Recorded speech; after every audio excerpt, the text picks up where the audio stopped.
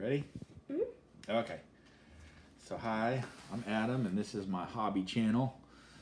I put my music on here. I'm a composer, and I'm also a gamer. I love games, board games of all kinds, abstract, and tabletop games, and as you can see. But I also like to read, and I am an avid reader, and I also write as well. And I love sci-fi, fantasy, and horror. And I wanted to, as you can see, I'm all geeked out right now. I've never seen anybody post anything about Weird Tales, and that's one of my favorite magazines. It's a historically significant magazine in the fantasy and sci-fi horror, especially genre.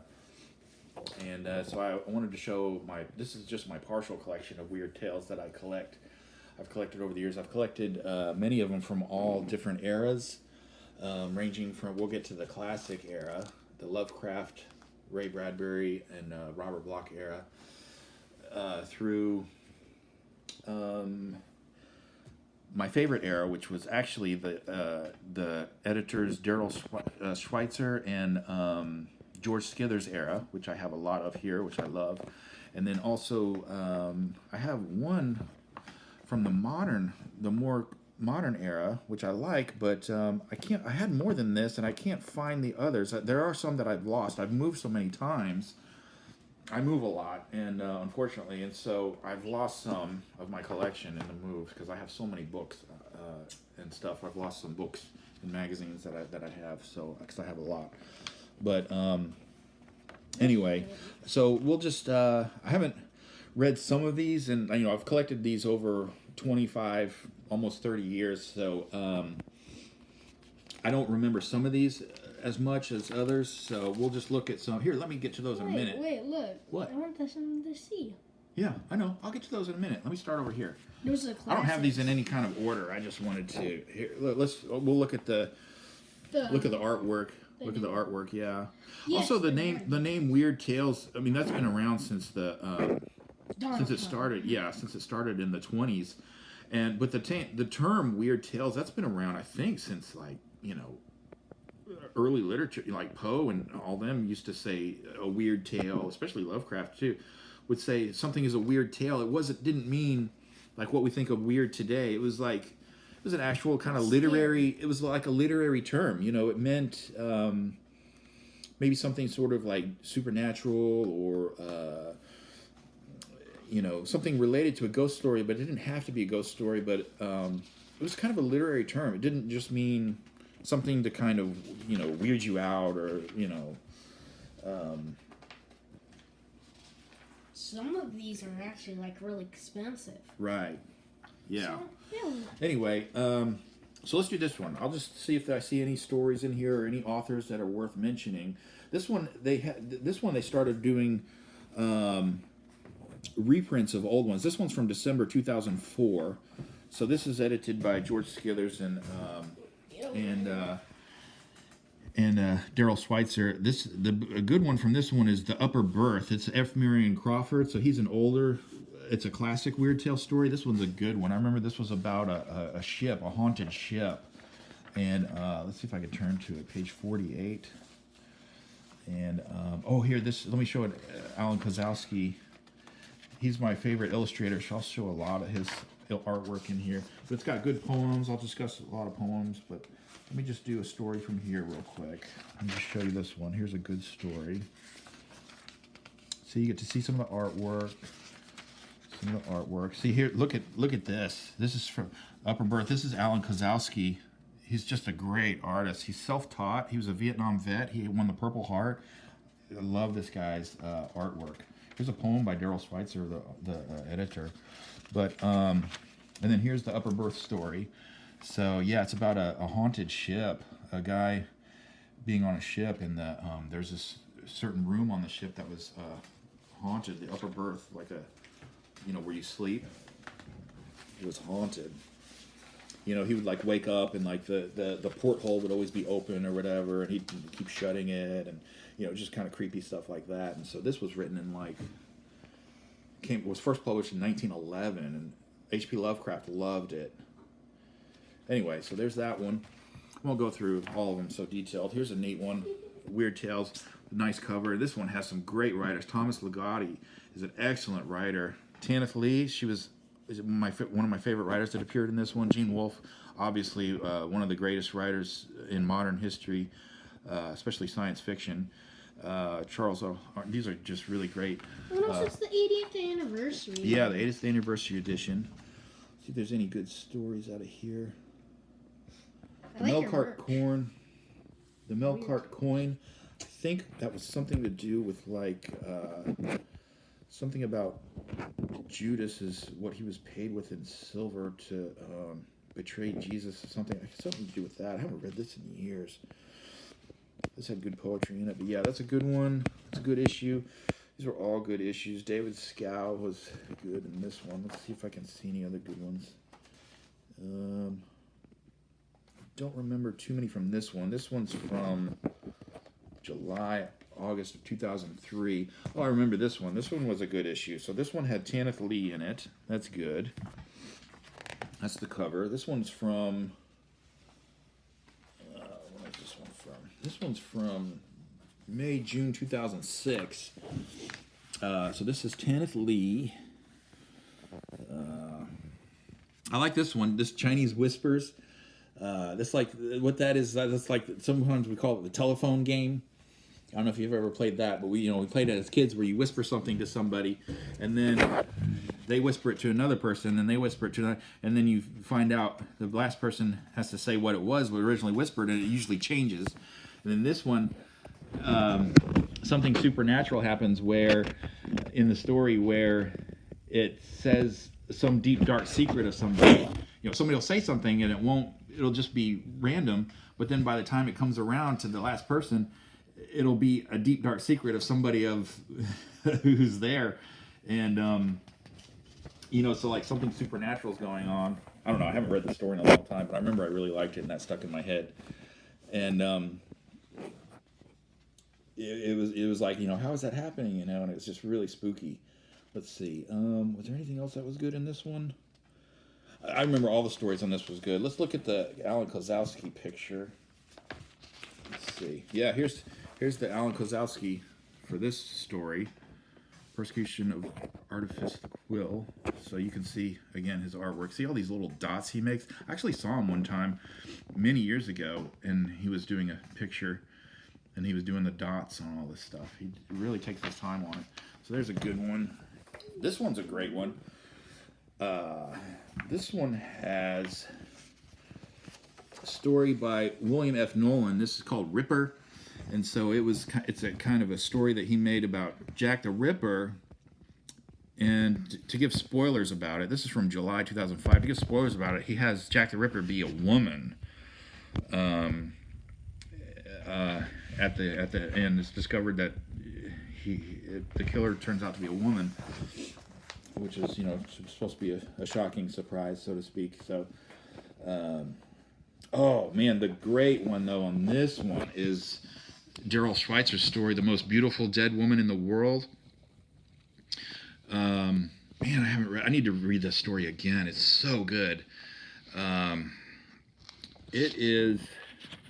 Oh man, what is it about? Man, I had to put this on me. But it's where there's this guy and he has this job of putting all these dead. It's like this fantasy world, I think, and he puts all these people that have died, and he has to put them on this dock where they're picked up, I think, by this boat that takes them into the afterlife. It's so good. It has this moral to this story. Man, I'll have to do another video where I analyze this. I'll have to read it again. But I remember this is a gem. This is a real gem of dark fantasy. It's so good. Let's see what else is in here. This was a good issue.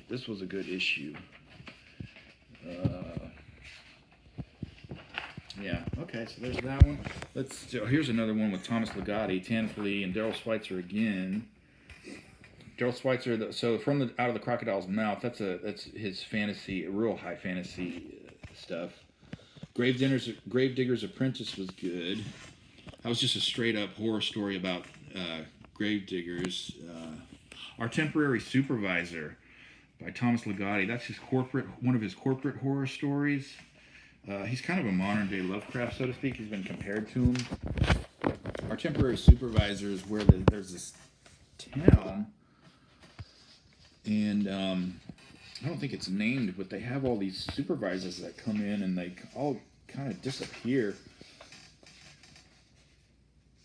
They all work for this, or the town's run by this Klein organization. And weird teams. Yeah. And yeah, they keep always getting these new people that keep disappearing, but it's really cool. It's really cool. And he has these people, and they always speak and write in the in a collective. You know, they always say, and it's like first person, but it's a plural. Like they always say, we, you know, we saw this, we did this, we did that. So it's this weird kind of like they share some kind of collective, you know, consciousness or something. Here's look at this illustrator, Russell Morgan. He was another one of my favorites of this time period. But yeah, so that's a good issue.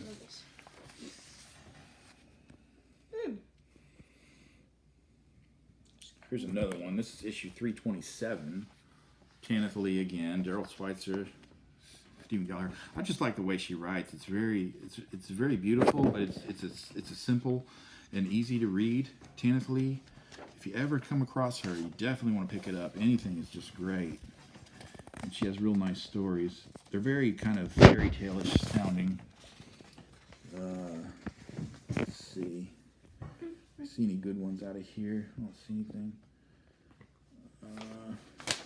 So that's a good one too. This one's a good one. Anything with Ramsey Campbell you want to get too. This is issue number 318. It's got Ramsey Campbell in it. This is the tag. Ooh, that looks scary. Yeah. That one, I guess. Let's see if there's anything I remember out here. I don't remember too many of these. I'll read these again.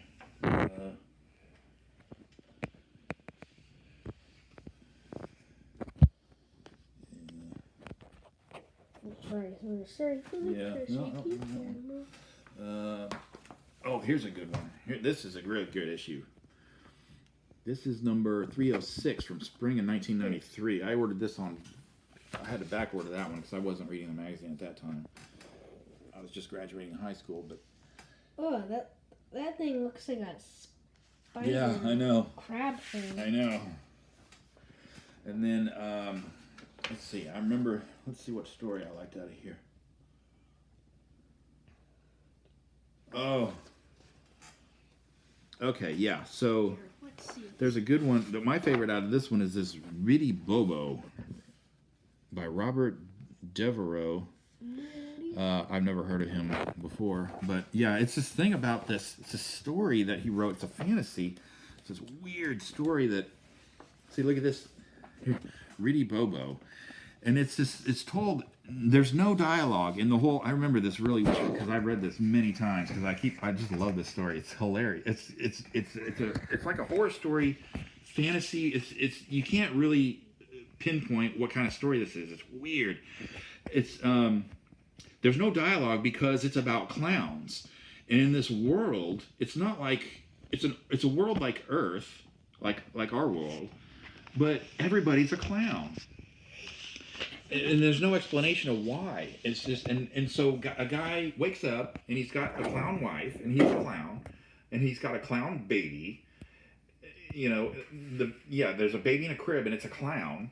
And then he gets in his car to go to work and it's a clown car and then it's about his wife that he discovers is cheating on him. And so there's no dialogue because clowns don't talk. So there's no dialogue. And then they do clown things, you know, so obviously to keep with the theme. So everything that they do is like, you know, it's clown things. But then it's a serious thing going on because his wife's like, he discovers his wife's like cheating on him or whatever. And having an affair and things, and and then he ends up murdering people, killing people out of revenge. But it's just it's so interesting and weird that he decided to set it this way. And as you're reading it, you can't stop reading it, and putting it down. And then as you're reading the story and it ends, you're just like, that is so unusual, and such a clever, neat idea to tell a story. Anyway, let me go on to something else here. Let's see what else was in this. Oh yeah, they republished some old ones from Lord Dunsany on this one. Lord Dunsany was somebody in the very early 20th century, maybe I guess the turn of the century, from the 19th into the 20th, who's actually kind of popular at the time, and Lovecraft looked up to him a lot. Anyway, so he was a fantasist, and they have 3 of his stories here, or they have 4 stories of his in here that they republished, and these are really good. A Modern Portrait, I remember, is a fantasy. It's about this person who who is in this art museum, and they see this weird portrait of a person, of a woman, and everything's all distorted. It's abstract looking, but you can make out kind of a squarish nose, and just everything. The eyes are shaped weird, and everything's just weird. And the person is just contemplating how weird it looks, and then all of a sudden, he sees the person in real life there at the art museum. I think that's how it goes. But he sees the person in real life, and they actually have a square face. They have a square face and square nose and weird shaped eyes. So they really look like the portrait, like it's like as if it was a real depiction, actual real. And then Helping the Fairies is a good one. That's where these people have this weird religion where it's kind of this ancient religion, and it's somewhere maybe in Ireland or somewhere, and they, like, they're Celtic or something. I can't remember exactly, but they have this sacred tree, and then modern man or whatever comes through, these modern people, and they need to. There's some reason where they have to cut down this tree, I think. But these religious people are like, no, that's our sacred tree, and if you cut it down, you'll die or whatever. They end up, so the people are just, they don't pay any attention, so they cut down the tree, and then so the religious people, they go to the cultist type religious people, they go to their leader, and they're like, yeah, and he's like, don't worry, the god will, or the fairies will take care of them. They'll kill them. They'll get their revenge on them, and nothing happens. Nothing happens, and then, I guess because, the fairies aren't real or whatever, and so nothing ever happens, and so those religious people, they kill the people that tore down the tree, they killed the tree, they cut it down, and then they go back to the religious leader, the wise man, and they say, yeah, those people are dead now. And he said, oh yeah, well, didn't I tell you? All you had to do was wait. But they took the matters into their own hands. See, was the thing. Yeah. Let's see. Okay, yeah. So that's enough of that one. But let's see. All right, and let's see. Oh, this one's a good one. So this one was from the new one. This one is the newest one I have. I had newer ones since one. This one's from December 2007. And as you can see, they changed the lettering of the title of that one. Weird Tales. I'm going to read you the story that I'm going to tell you about of this one. I'm going to read you this because I remember distinctly one of my favorite ones from this one. This one's great. This one has a story. Let's see how many good ones are in here. Yeah, they have a lot of good ones in here. My favorite one is this one called The Yankee at the Sitting Up. And it's by Clayton Crowe. I never heard of that person before, but this is a great story. It's only 2 pages long, and it's really good. It's just these 2 pages here. The Yankee at the Sitting Up. And, it's not illustrated, but it says he lives in New York and has a BA in creative writing. But, yeah, it's this guy, and he's, like, at his own funeral, but it's called a sitting up. It says South. And so these Southern people having this weird kind of ritual, weird kind of thing. And this guy's dead, but his ghost is still there. And I think it's kind of like still inside his body. The ghost is still there. I haven't read this in years, but and so they're having a sitting up, and then he eventually. Well, I won't spoil the end, but it's great. But and he's recalling kind of what people are. There's people haven't been loyal to him and haven't been, including his wife and stuff, and haven't been nice to him and stuff. And he sits up. It's great. It's neat. But I'll tell you, yeah, I'll read. I'm gonna read that to you tomorrow. It's great. Let's see. Let's do a few more here. Get through. I'll just show you quickly. So here's this cover. Let's see if we see anything good in this one.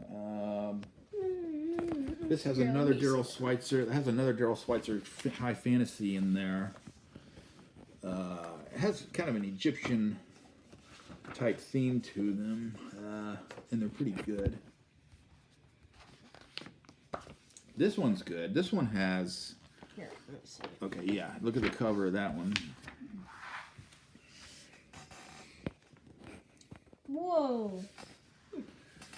And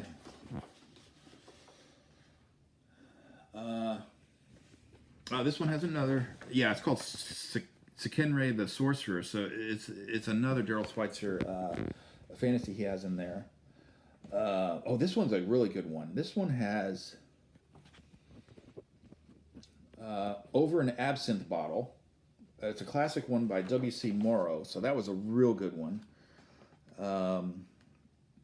Then it has another good one called Sympathy for Dragons by John Gregory Betancourt. I really enjoyed that one a lot too. I know the Charles Harness one is also good in the Catacombs. I like that too.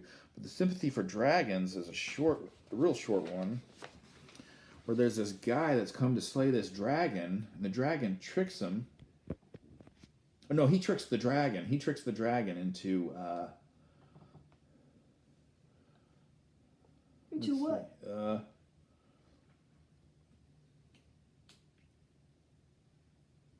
Oh no! The dragon gets him. The dragon gets him. I won't say how he tricks him, but yeah, he's trying to get the dragon's hoard, and then it's kind of like it reminds me of like a Rumpelstiltskin kind of thing, because it's like a little mental game that they kind of play, and then there's a kind of a joke at the end, but it's a really good one. Sympathy for Dragons. But I'm going to read that to you too. I'm going to read that to you. So it's a fantasy. That's a straight up fantasy one. It's not horror or anything. You're reading it to the people watching it? No. I'm going to read it to you. Oh, the cameraman. Yeah, Me. yeah, you. Yeah, read you some of these stories. I got to get some more stuff out of here. More. Oh yeah, there's. Here, let's see the cover of that one. Yeah, just look at the cover of that one. And I'll see if I can find any other stories to talk about here. We kind of gotta. The video's kind of getting long, so. Okay, all right. Well, here, let's see the title. yeah, just look at the covers then. This one is Weird Tales. We're gonna analyze the. Yeah, we're gonna do some of the classics. We're gonna do some of the classics and like this one. Yep, I will see if I can find. These are just like find any cheap more magazines. good ones. These are cheap magazines. Yes, they are. These are awesome. Okay. Okay. I'll just keep looking. See if I find anything worth mentioning here. These only have 3 people. Yeah. Well, that's who they just name on the cover. Oh.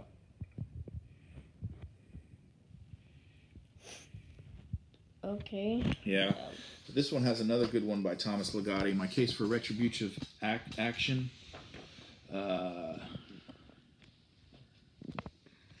Retributive action? Yeah. Okay.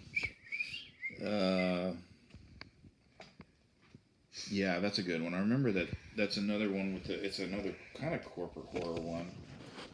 I haven't read this in a few years. I think it was something about like this town where remember. Oh yeah, there was this spider-looking thing going around because this guy died and came back as a spider-looking creature or something. And then there's this weird doctor, and there's these like two parts of this country, and like one is like more like fantasy-ish than the other, and I don't remember it as well, but I remember it's a good story. I gotta reread these. But yeah, these are great. Okay. So there's that one. Let's see if there's any poetry. I haven't talked about much of the poetry ones. Oh, here's the poetry issue.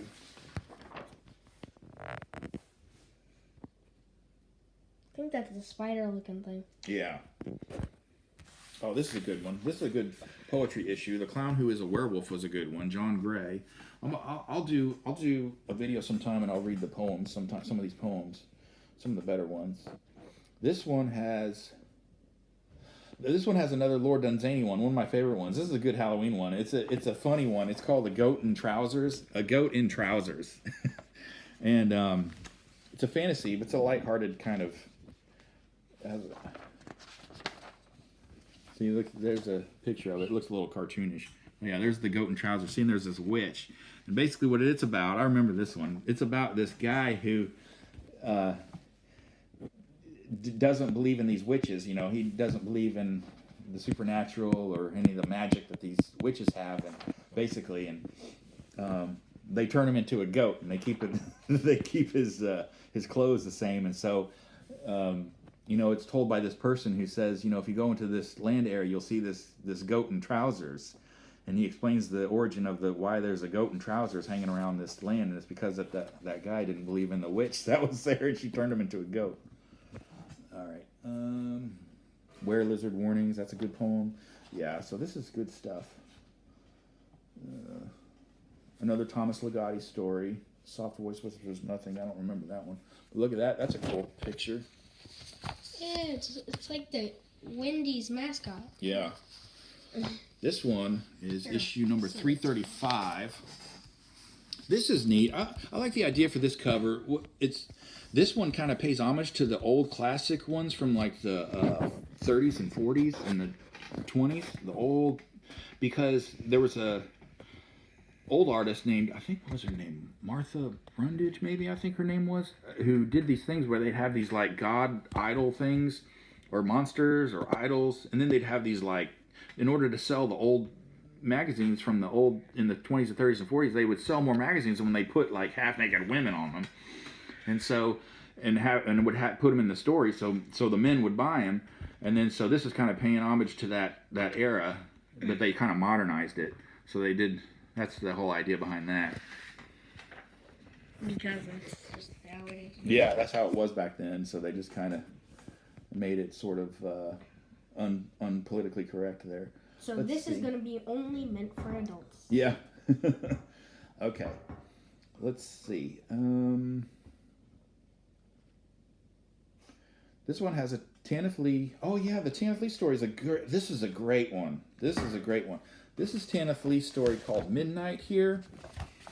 And this is a retelling of, I don't think she mentions the name here, but it's a Cinderella retelling. It's just a straight up retelling of Cinderella, and it's really great. It's only 2 pages long. It's really beautifully written.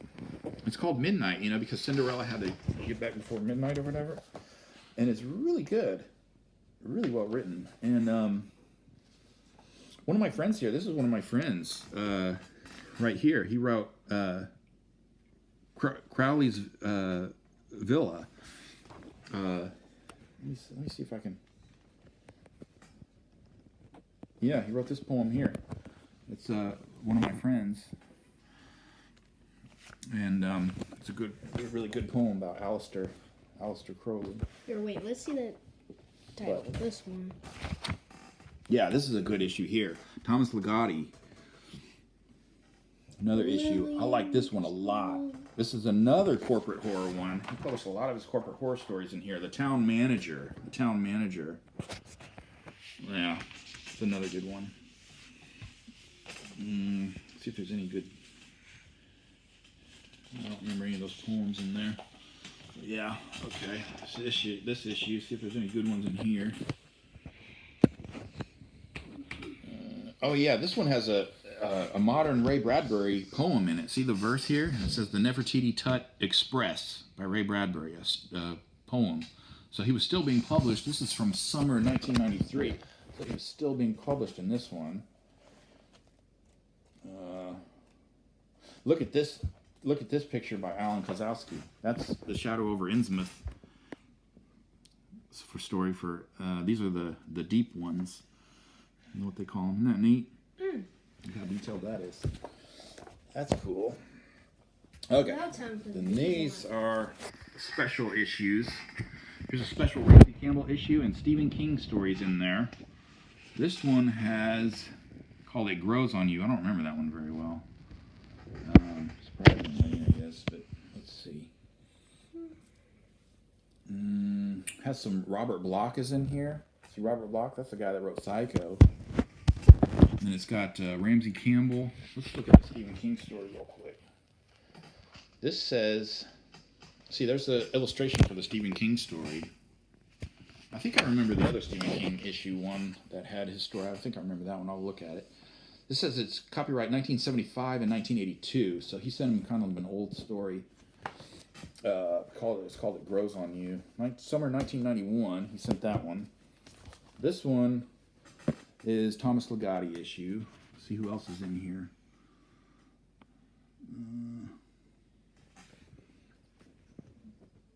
I don't see any more.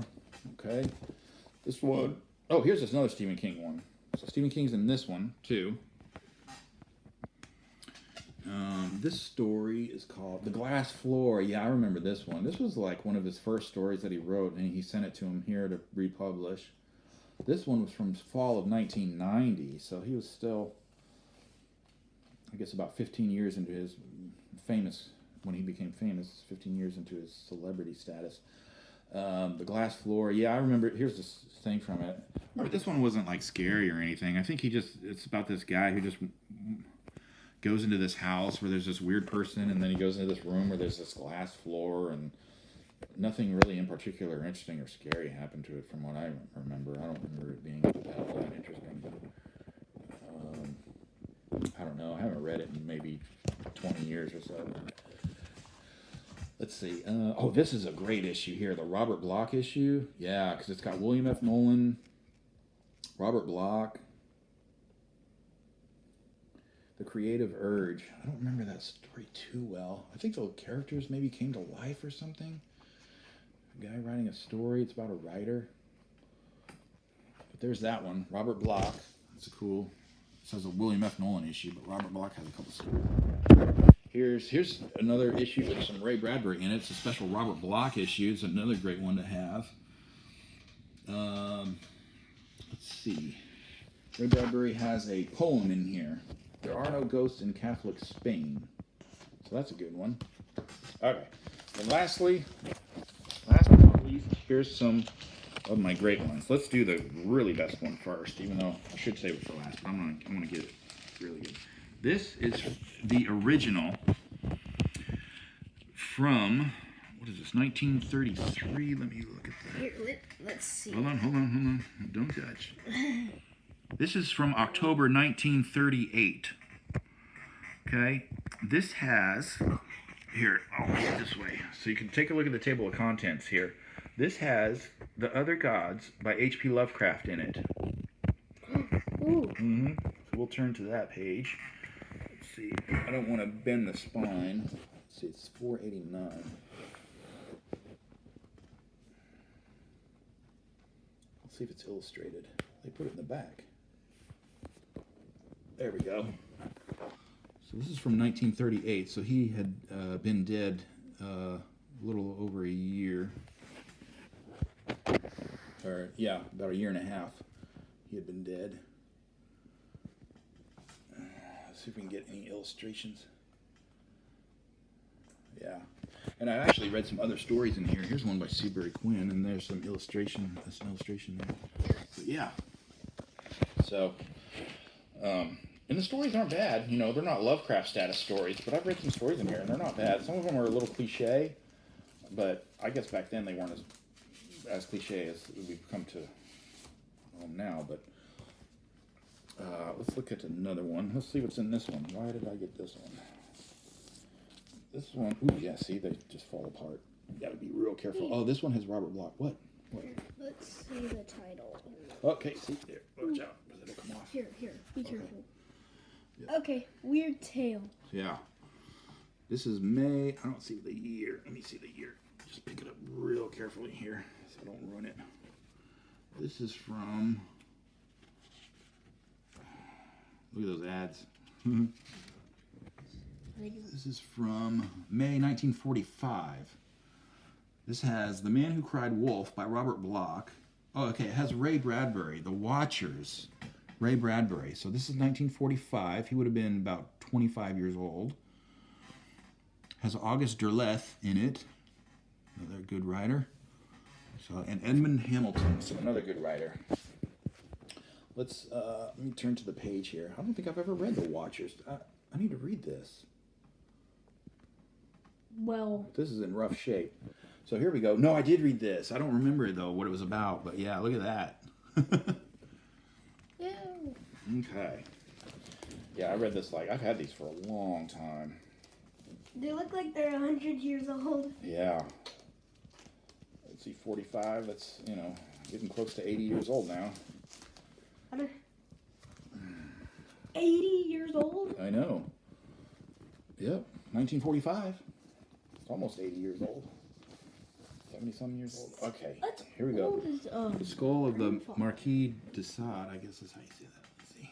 That's old as my grandfather. This is from September 45. This is probably another Ray Bradbury. Robert Bloch, Seabury Quinn, August Derleth. Yep, Ray Bradbury. Skeleton. We saw that. Oh, yeah. Yeah, look, it's in here. This is where it was from. First published. Skeleton is really good. I know. Let's see the. Wow. Not cliche at all. No, it's very unique, isn't it? Yes. Look at the drawing, the illustration. Isn't that neat? Oh yeah. Isn't that's probably the doctor, evil doctor, or you think that's the main character? It looks like the doctor, Yeah, it looks like the evil guy. The guy that he. Yeah, we have to go the see. Ray Bradbury show, and Skeleton is really good. I know. Okay, here's the last one. Then we can stop the video. Here's the last one I have. This is whoa. What is it? An hour? No, it's 37 minutes. That's not bad. Yeah. This is kind of long. Yeah. Be careful, Okay. be careful. Oh, it's another Ray Bradbury one. Look, they put him on the cover. July. This is July 1945. So he was in here a lot, getting regularly in there. August Derleth, Watcher from the Sky. That's probably a Lovecraftian type story. One Way to Mars, Robert Bloch. So he's in it. Edmund Hamilton. So they published the same people over and over again here. The Dead Man. Yes, I remember that. 1984. That's the guy that goes walking around telling people that he's dead. Wait, what is this? $3,000? There. See, here it is. Ray Bradbury, The Dead Man. Oh. Yeah. Scary. Okay, that's it. Well, I hope you enjoyed it somewhat. I didn't realize how much I'd forgotten about all these stories, but I mostly read my collections. But I'll go through here and read a lot of these every once in a while on a rainy day, but I have so many books. But right now I'm rereading Lovecraft for about the millionth time. Here, let's see your hat. Yeah. This is a nice Weird Tales hat. Where did you get it? Oh, I got that online maybe 22, 23 years ago maybe. Yeah. There you go. It's all faded. Yeah. Yeah, I got these shirts in like 2004, 2003. That's literally before. That's probably when I got this hat. Yeah. Okay. Well, thanks. So, yeah, that was all the Weird Tales we have. Yeah, I thought I'd document them. I didn't see anybody document them on the internet before. Maybe somebody else will post their collection on there. But I used to have a lot more. Yeah. But anyway, that's them. Well, okay. Hope you have a great day.